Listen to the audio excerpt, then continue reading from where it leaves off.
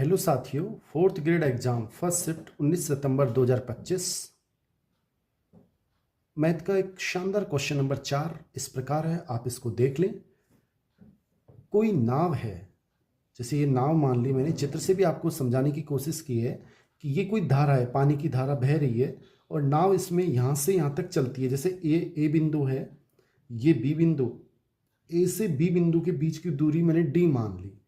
कोई नाव धारा के अनुकूल, अनुकूल मतलब उसकी दिशा में कुछ दूरी मैंने डी मान ली, 1 घंटे में तय करती है। मतलब कोई नाव यहां से चली और बी तक पहुंची और धारा की दिशा में, यानी जो धारा है ये पानी की धारा, उसकी दिशा में, और धारा की दिशा भी, गति भी हमें दे रखी है। ये जो पानी है उसकी धारा इधर की तरफ बह रही है 7 किलोमीटर प्रति आवर।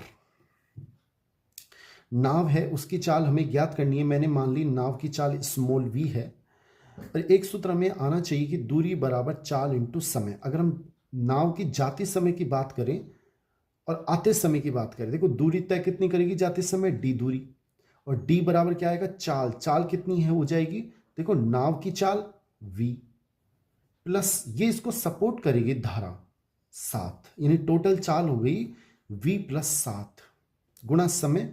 समय कितना लग रहा है, 1 घंटा। ये जाती समय उसने d दूरी, ये जो दूरी है किसके बराबर है, d के, और ये d इसके भी बराबर है। अगर इसको छिपा लें, आती समय की बात करें तो भी उसने दूरी तो d तय करी, आती समय भी उसने दूरी d ही तय करी, लेकिन d किसके बराबर, चाल। चाल कितनी हो जाएगी, जब वापस आएगी तो नाव की चाल v है, लेकिन अब की बार -7 लिखेंगे।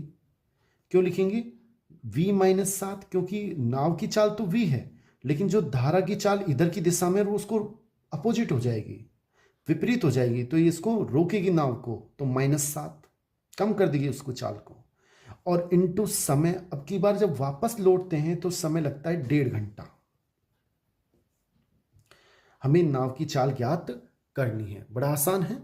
देखो, 1 को इससे गुणा करेंगे तो v प्लस 7, 1 को किसी भी संख्या से गुणा करते हैं वही आता है, और ये v-7 इंटू 3/2, 1.5 को हम लिख सकते हैं 3/2।